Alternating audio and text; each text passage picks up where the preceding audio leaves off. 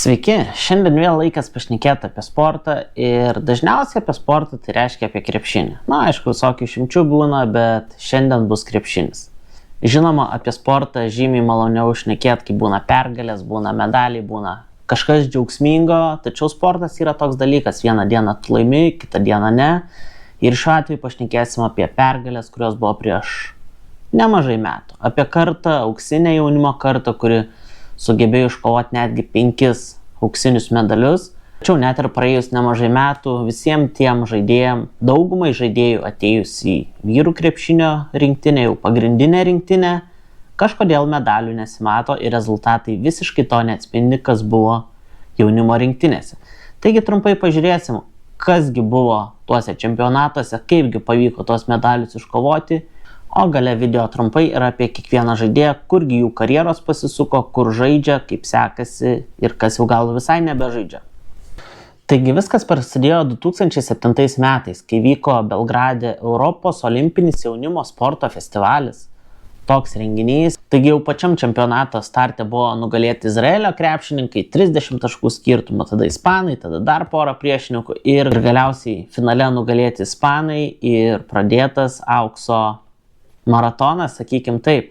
Šiaip verta paminėti, kad dar tais 2007 metais, kai buvo 15-mečiai ir kas buvo už 5 metų, kai buvo 20-mečiai, tos rinktinės tikrai skyrėsi. Buvo tik tai treneris tas pats Kazys Maksvytis ir turbūt branduolio tokie 3 žaidėjai, tai Redikas, Čižauskas ir Ulanovas, o visi kiti žaidėjai dar po to gavosi, kad vieni atėjo, kiti išėjo. Ir turbūt galim tada pažiūrėti, kasgi buvo už metų, nes jau už metų ta rinktinė vėlgi padaugėjo tų pačių krepšininkų, kurie taip ir visą jaunimo ciklą ėjo su ta pačia rinktinė. Taigi praėjo metai, 2008 metai ir jau turbūt žaidėjai su šiokiu tokiu pasitikėjimu, kaip prieš metus laimėjo auksą, savo pirmąjį karjeros tokį jau rimtą aukso medalį. Ir verta paminėti, kad jau rinktinė buvo tikrai pasipildžiusi tiek Deividu Pūkiu, tiek Rolandu Jakštu, tiek tuo pačiu Jonu Valančiūnu. Jau tas branduolys vis didėjo ir didėjo, kuris ir skynė vėliau tas pergalės. Ir čempionatas irgi buvo tikrai užtikrintas, galiausiai finale 75-33, 42 taškų skirtumų buvo nugalėti Čekijos krepšininkai ir dar vienas medalis į auksinę jaunimo kartą. Naudingiausias čempionate, žinoma, jau buvo Jonas Valančiūnas, kuris su kiekvienais metais vis ryškėjo kaip komandos lyderis, tačiau rezultatyviausias buvo Vytenis Čižauskas, kuris ir prieš tai 2007 metais buvo netgi viso turnyro naudingiausias krepšininkas ir jau atrodė, kad tiesiog ryškėjo tie lyderiai, kurie ir veda komandą į priekį.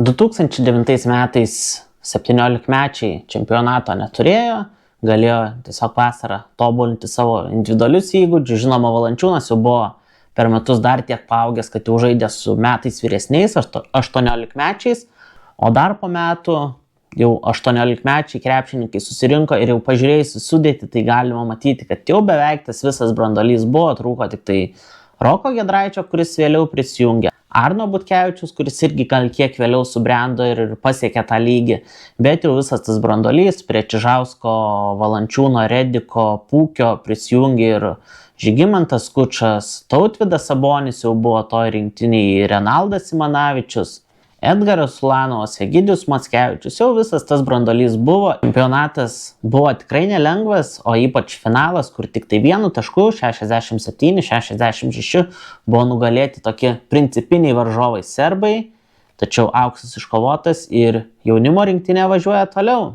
Jau po metų prie U19 rinktinės prisijungė anksčiau minėti Rokas Giedraitis, Arnas Butkevičius ir sakyčiau, tai buvo pati stipriausia karta, kiek buvo galima surinkti visą sudėtį, pradedant Valančiūnų, baigiant paskutinių rinktinės krepšininkų, bet visi buvo reikalingi, visi buvo kaip komanda, kaip tikra komanda, tikrai būdavo gražu žiūrėti šios komandos žaidimą ir čempionatas nebuvo labai turbūt sudėtingas, netgi finale tie patys serbai, kur prieš metus nugalėti tik tai 1 tašku, šį kartą finale nugalėti užtikrintai 85-67. Ir aišku, didžiausi laurai tenka Jonui Valančiūnui, kuris žaidė visas 40 minučių, pelnė 36 taškus. Tačiau kaip ir kiekvienam čempionate, Čižauskas yra neabejotinai pagrindinis komandos žaidėjas, komandos vedlys, komandos smegenys. Deividas Pukis tritaškius mėto vieną po kitą. Edgaras Ulanovas irgi jau buvo tas tamsusis komandos arkliukas, kuris vieną dieną galbūt pabaigė su 0 taškų, kitą dieną būna tas komandos vedlys. Dovydas Redikas taipogi buvo vienas komandos lyderių, kuris visada patemdavo komandą, kai jai to reikėdavo. Galiausiai 2012 metais visi susirinko paskutinį kartą kaip jaunimo rinktinės nariai, bet jau nebuvo tarp šios komandos Jono Valančiūno, kuris žaidė kaip pagrindiniai komandai, turėjo patirties, bet šioj komandai jo nebuvo ir čempionatas tikrai prasidėjo sunkiai. Pralaimėjimas, dar vienas pralaimėjimas. Jau atrodė, kad šiai komandai čempionatas gali greitai ir pasibaigti, nes nedaug trūko iškristi iš čempionato ankstyvoje stadijoje. Tačiau sugebėjo komanda parodyti charakterį, įsigelbėti porą kartų paskutinėmis sekundėmis. Ir galiausiai, jau kai turbūt niekas netikėjo, ši komanda sugebėjo nueiti iki pat finalo ir finale šiaip neįtikėtinų rezultatų 50-49 nugalėti Prancūzijos komandą. Komandos lyderis šiam čempionate buvo Edgaras Ulanovas, pats rezultatyviausias. Vytenis Čižauskas vėlgi laikėsi, kaip ir kiekvienais metais, tarp 3 rezultatyviausių, 3 naudingiausių žaidėjų. Gal jau kiek matėsi, kad slūgsta Deivido Pukio, nežinau, potencialas, talentas ar kas. Tačiau jeigu prieš porą metų jis būdavo lyginamas su Arvydo Macijausko tritaškiais, tie metimai, tas pataikymas. Tačiau būnant 19-mečių, 20-mečių tuose čempionatuose, jo žaidimo kreivė jau smuko žemyn. Ir tenka pripažinti, kad visi tikėjosi antro Macijausko, bet taip tokio ir neišvydome. Taigi baigėsi visi jaunimo čempionatai, 5 aukso medaliai, netgi vienam interviu po 2 ar 3 iškovoto aukso medalio. Atsimenu, Kazys Maksvytis paminėjo, kad taip smagu laimėti, tačiau nereikia priprasti, normalu, kad visų 5 su kiekviena rinktinė iškovoti aukso medalio, tai yra nerealu. Bet pamatėm, kad tai yra realu. Pasiekus tą amžių, kad jau baigėsi jaunimo čempionatai, vieni žaidėjai perėjo į vyrų krepšinį, o kiti dėja taip ir liko tam žemesniam lygiui. Taigi, kur nukrypo kiekvieno žaidėjo karjera ir ką jie pasiekė per šiuos jau 12 metų nuo paskutinio 20-mečių finalo? Turbūt tenka pripažinti ir niekas nesiginčys, kad Jonas Valančiūnas, kaip ir buvo komandos lyderis, taip ir išliko tuo žmogum, tuo krepšininku, kuris netgi tenka pripažinti, kad vienas iš nedaugelio ir pravėrė tos pagrindinės Lietuvos vyrų krepšinio rinktinės duris ir ten yra vienas iš lyderių dar ir dabar prabėgus nemažai metų. Jo karjera skirtingai negu daugelio kitų tikrai susiklostė sėkmingai ir gerai. Vytenis Čižauskas, nors ir buvo komandos lyderis visus 5 metus, visus 5 čempionatus, visada laviravo ant Žalgirio slenksčio ir taip, jam teko pažaisti ir pagrindiniai Žalgirio komandoj, teko būti pakviestam į pagrindinės vyrų krepšinio rinktinės treniruočių stovyklą.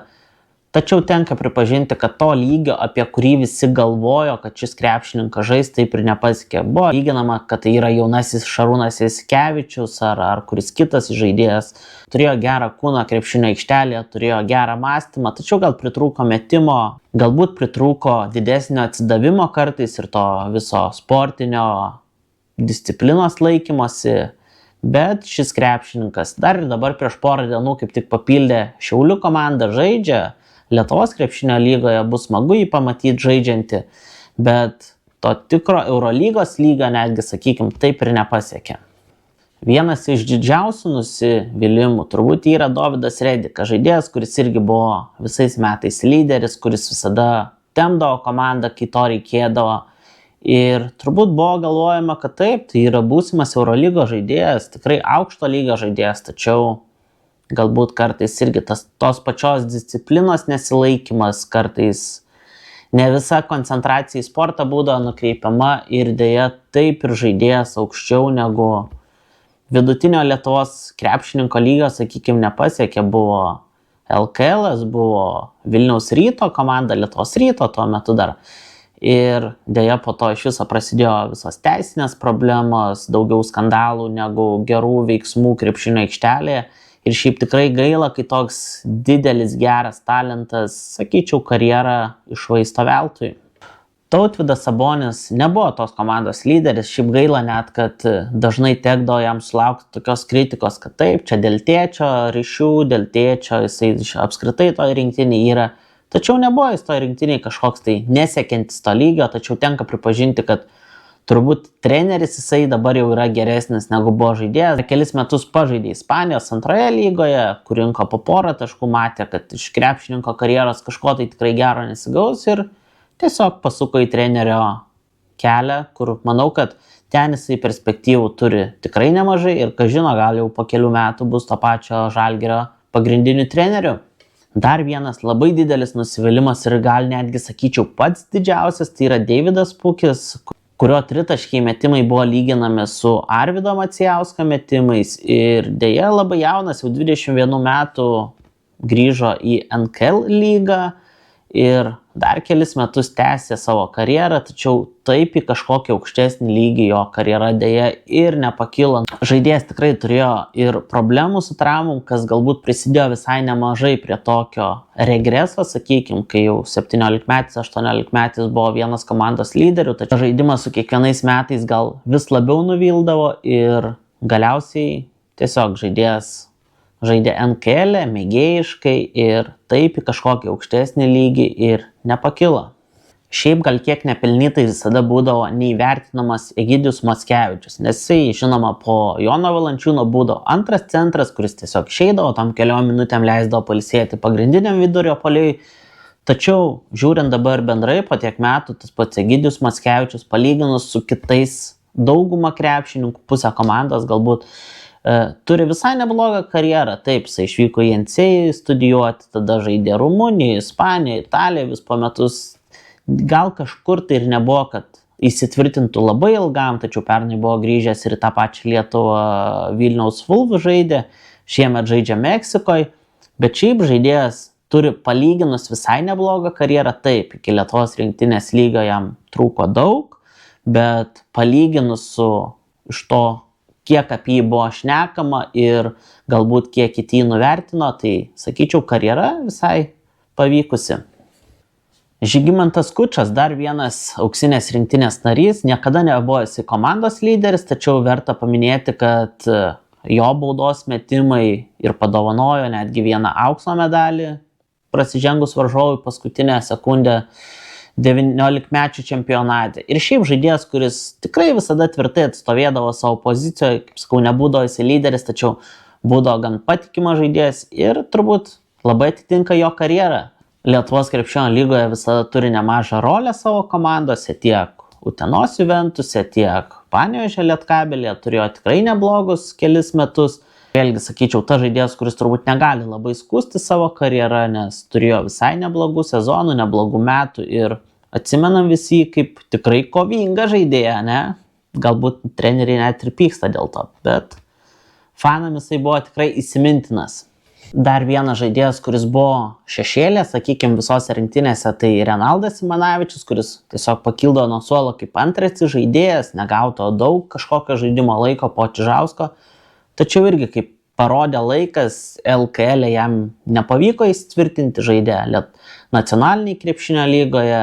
Toks krepšininkų trio kaip Rokas Genraitis, Arnas Butkevičius ir Edgaras Ulanovas, sakykim, 3 žaidėjai, kurie visada buvo gan mažiau daugiau reikalingi tai rinktiniai, bet, gal Edgaras Ulanovas buvo labiau prie lyderio, Genraitis su Butkevičium stiprus pagalbiniai, bet kaip matom, visi žaidžia Eurolygoje, turi savo rolės, vieni didesnės, kiti mažesnės, tačiau netgi žaidėjai, kurie būtent sugebėjo priaugti Lietuvos pagrindinės krepšinio rinktinės lygį.